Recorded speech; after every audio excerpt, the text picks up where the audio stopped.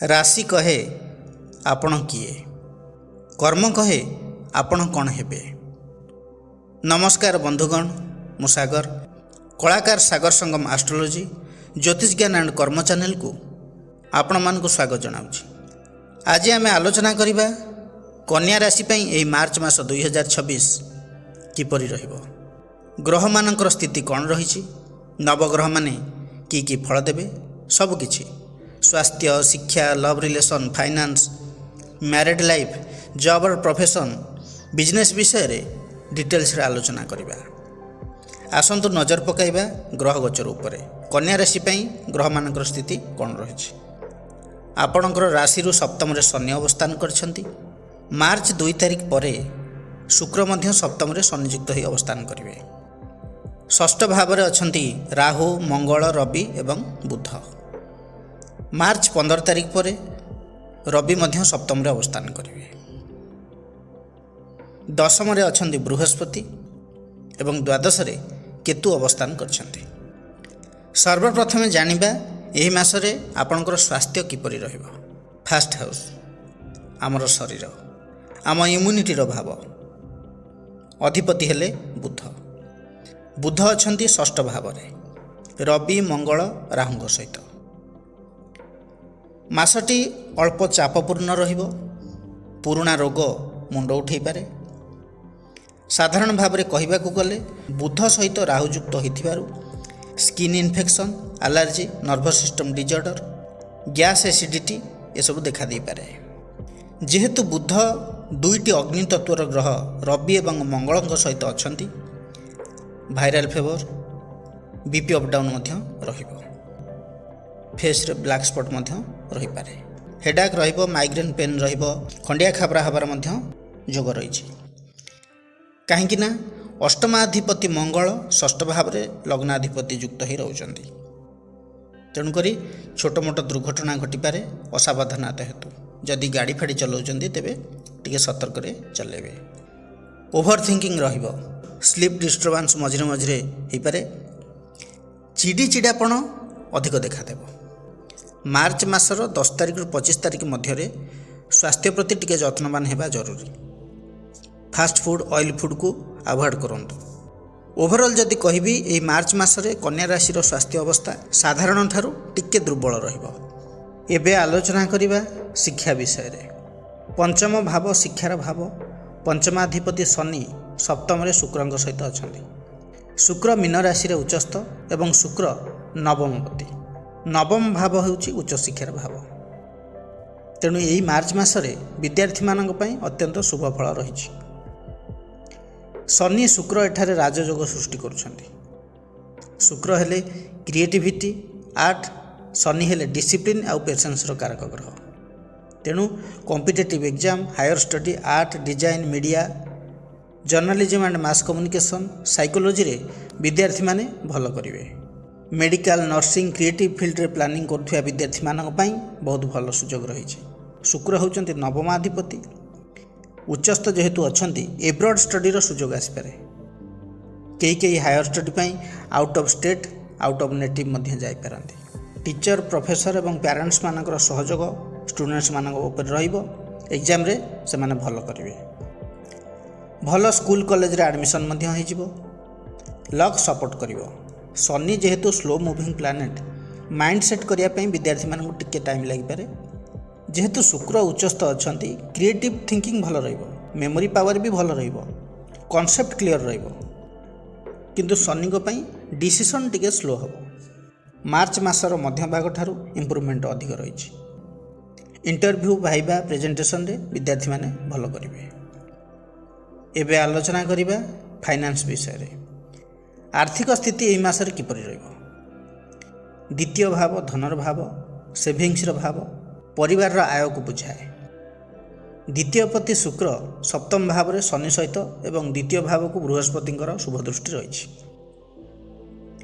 Income रे growth आसीबो। Extra income of source बाट खुलिबो। शुक्र सप्तम रे थिबारु partnership business, client based work, spouse रो सपोर्ट रु धन आसीबो।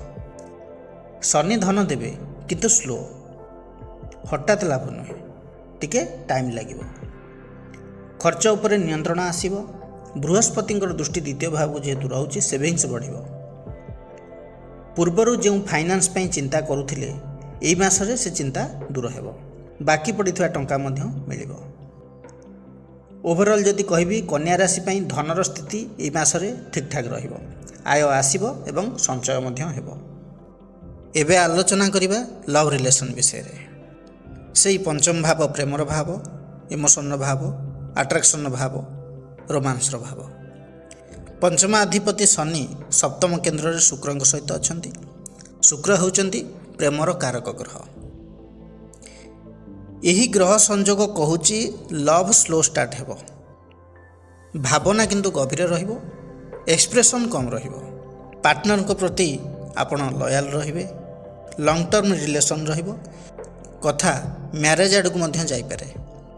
मैच्योर पार्टनर आपन को मिल पारंती। यही मार्च मासरे कन्या राशि युवक युवती जो माने अछंती 18 रु 28 वर्ष मध्य जो माने सब अछंती लव रिलेशन से मानकर चलीची। लव लाइफ सीरीयस रहिबो। मैच्योर एवं लॉन्ग टर्म थिंकिंग भली रहिबो। जहाँकि टाइम पास लव ठारू अधिक कमिटमेंट एवं रेस्पॉन्सिबिलिटी दिग को नहीं जीवो। जो माने सिंगल अछंती सडन लव न होई पारे किंतु अट्रैक्शन सृष्टि हेबो। ऑपोजिट साइड प्रति धीरे धीरे फ्रेंडशिप पर लव रे कन्वर्ट हेबो। वर्क प्लेस स्टडी सर्कल रु लव कनेक्शन हो पारे। पार्टनर प्रैक्टिकल डिसिप्लिन हेबे। फिफ्थ लॉर्ड जेहेतु शनि लेट रे हेले भी लव लॉन्ग लास्टिंग करिवो। जो माने रिलेशनशिप रे अछंती कमिटमेंट टेस्ट हो पारे। इगो क्लास को अवॉइड करंतु। क्लियर कम्युनिकेशन रखिले ब्रेकअप ठारू अधिक बॉन्डिंग स्ट्रांग हेबो। संक्षेप रे कहबा को गले लव लाइफ कन्या राशि पई रोमांटिक ठारू अधिक प्रैक्टिकल रहिबो। शॉर्ट टर्म फन कम, लॉन्ग टर्म स्टेबिलिटी अधिक। कन्या राशि जातक जातिका मानक पई एही मार्च मासरे लव लाइफ रे पेशेंस एवं अंडरस्टैंडिंग अधिक जरूरी अटे। एबे आलोचना करिबा जॉब और प्रोफेशन विषय रे। दशम भाव कर्म भाव। कर्मपति हेले बुध अछंती षष्ठ भाव रे राहु मंगल रवि सहित एवं कर्मस्थान रे अछंती बृहस्पति। एही मासरे जॉब हेबार जोग रहिछि किंतु एते सहज नुहे। कारण षष्ठ भाव होछि कंपटीशन भाव, इंटरव्यू भाव, स्ट्रगल भाव। हार्डवर्क करने को पड़ो। मेंटल प्रेशर रहिबो। बुध सहित राहु षष्ठ भाव जेहेतु अछंती analytical field, technical, online, IT sector रे जॉब मिलिबार सुजोग रहिछि। रवि बुधंकर जोग मध्य रहुछि मार्च 15 पर्यंत एवं बृहस्पतिंकर दृष्टि षष्ठ भाव को रहुछि। जो माने गवर्नमेंट जॉब पई ट्राई करथिले से माने जॉब एई समय भितरे पाई पारंती। मार्च 15 भितरे जॉब पई टिके डिले हेबो। इंटरव्यू रे रिजेक्शन जोगु मेंटाली टिके आपण ओरी रहिबे। मार्च 15 रु 31 मध्य कॉल लेटर आसीपारे। जो माने जॉब पई एग्जाम देइथिले से मानकर तो सिलेक्शन हो जिवो। Government sector, banking, SSC, railway, defence, office clerk, audit विभाग रे जॉब हेबार पॉसिबिलिटी अधिक रहिछि। सेहीपरि जो माने प्राइवेट सेक्टर रे ऑलरेडी अछंती आईटी सेक्टर रे software, digital work, account section, telecommunication, HR executive, networking यही सब विभाग रे जो माने जॉब करिसंती तांको पई किछि सुजोग रहिबो। प्रमोशन हो पारे, सैलरी इंक्रीमेंट रो सुजोग रहिछि। जो माने मेडिकल, लीगल रे चाहुथिले जॉब पई से माने जॉब पाई पारंती।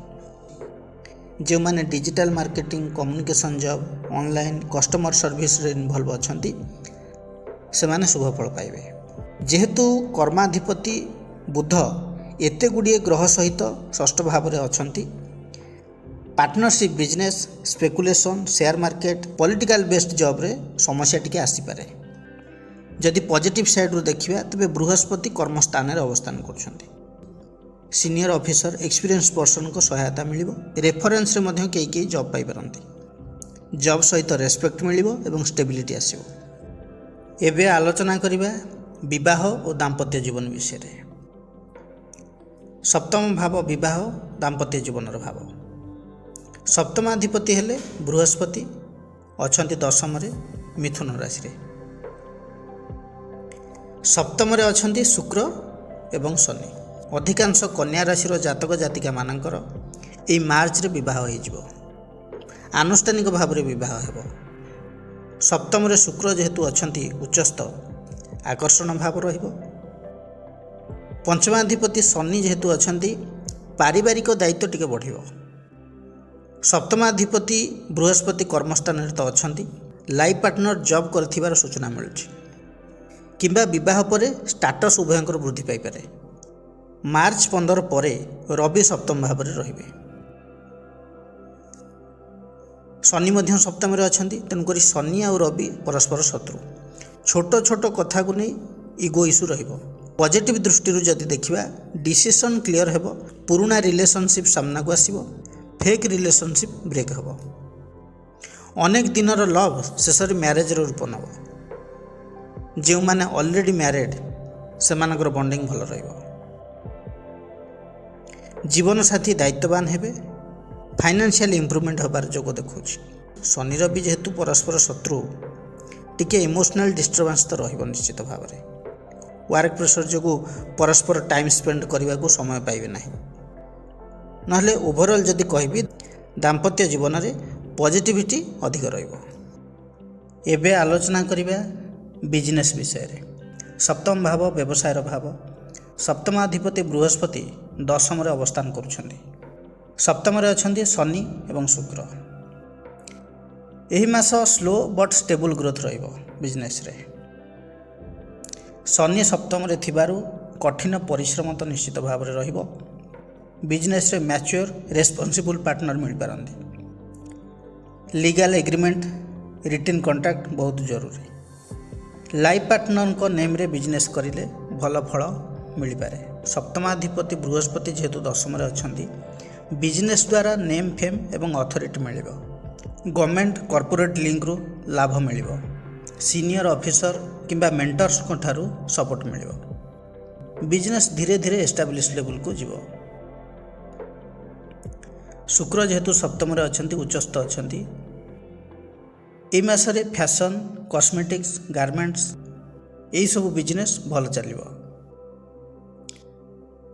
ଶନି ସପ୍ତମରେ ଅଛନ୍ତି, iron, steel, hardware, construction related materials ଏହିସବୁର ବ୍ୟବସାୟ ଯଦି କରୁଛନ୍ତି, ତେବେ ଅଧିକ ଲାଭବାନ ହେବେ। ବୃହସ୍ପତି ଦଶମରେ ଅଛନ୍ତି, ତେଣୁକରି education related business, coaching centre, consultancy, spiritual book store ଏସବୁ ଭଲ ଚାଲିବ। ତା ସହିତ ପାର୍ଟନରସିପ୍ ବେସ୍ଡ ବିଜନେସ୍ ଯେଉଁଗୁଡ଼ିକ trading business, interior work, land related business ମଧ୍ୟ ଭଲ ଚାଲିବ। ଯେଉଁମାନେ ଛୋଟ ବ୍ୟବସାୟୀ ସେମାନଙ୍କର ଇନକମ୍ ଧୀରେ ଧୀରେ ଇନକ୍ରିଜ୍ କରିବ।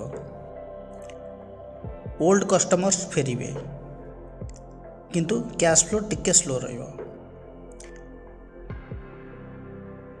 ବଡ଼ ବ୍ୟବସାୟୀମାନଙ୍କ ପାଇଁ ଏହି ମାର୍ଚ୍ଚ ମାସ ଭଲ ରହିବ। New contract, long term deal ମିଳିବ। କମ୍ପ୍ଲାଏନ୍ସ ଏବଂ ଟ୍ୟାକ୍ସ ମ୍ୟାଟର କ୍ଲିଅର ରଖନ୍ତୁ। ସିନିୟର ଆଡ଼ଭାଇଜରଙ୍କ କଥା ଶୁଣନ୍ତୁ। ଷ୍ଟକ୍ ଏବଂ ଇନଭେଷ୍ଟମେଣ୍ଟ କେୟାରଫୁଲ୍ ମ୍ୟାନେଜ୍ କରନ୍ତୁ। ଓଭର ଏକ୍ସପାନ୍ସନ୍ କରନ୍ତୁ ନାହିଁ, ନହେଲେ ବାକି ସବୁ ଠିକ୍ଠାକ୍ ରହିବ। କନ୍ୟା ରାଶିର ବ୍ୟକ୍ତିବିଶେଷମାନେ ପ୍ରତିକାର କ'ଣ କରିବେ? ଆପଣଙ୍କର ରାଶ୍ୟାଧିପତି ହେଲେ ବୁଧ। ବୁଧଙ୍କର ବୀଜ ମନ୍ତ୍ରକୁ ଜପ କରନ୍ତୁ। ମନ୍ତ୍ରଟି ହେଲା ଓମ୍ ବ୍ରାଂ ବ୍ରିଂ ବ୍ରୌଂ ସ ବୁଦ୍ଧାୟ ନମଃ। ଦୈନିକ 21 ଥର ଜପ କରନ୍ତୁ। ବିଷ୍ଣୁ ସହସ୍ର ନାମର ପାଠ କରନ୍ତୁ। ପ୍ରତ୍ୟେକ ବୁଧବାର ଦିନ ଓಂ ଗଂ ଗଣପତେ ନମ ମନ୍ତ୍ରକୁ 108 ଥର ଜପ କରନ୍ତୁ। କୌଣସି ବୁଧବାର ଦିନ ଗରିବ ବିଦ୍ୟାର୍ଥୀକୁ ପାଠ୍ୟ ଉପକରଣ ସାହାଯ୍ୟ କରନ୍ତୁ, ଆପଣଙ୍କ ପାଇଁ ଶୁଭ ରହିବ। ବନ୍ଧୁଗଣ, ଏହା ଥିଲା କନ୍ୟା ରାଶିର ବ୍ୟକ୍ତିବିଶେଷମାନଙ୍କ ପାଇଁ 2026 ମାର୍ଚ୍ଚ ମାସର ଭାଗ୍ୟଫଳ ବିଷୟରେ ଆଲୋଚନା। ଯଦି ଭିଡ଼ିଓଟି ଭଲ ଲାଗିଥାଏ ତେବେ ଲାଇକ୍, କମେଣ୍ଟ, ସେୟାର କରିବା ପାଇଁ ଜମାରୁ ବି ଭୁଲିବେ ନାହିଁ। ପୁଣି ଆସିବି ଆଉ ଏକ ନୂଆ ଅଧ୍ୟାୟକୁ ନେଇ। ସେ ପର୍ଯ୍ୟନ୍ତ ରହୁଛି ନମସ୍କାର।